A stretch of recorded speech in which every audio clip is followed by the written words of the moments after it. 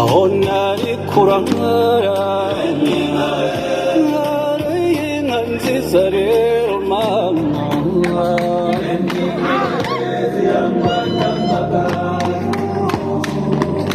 ku gasoro n'amutende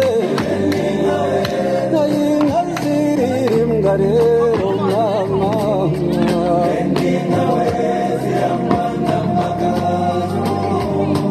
dore ya nyambo ya Rwera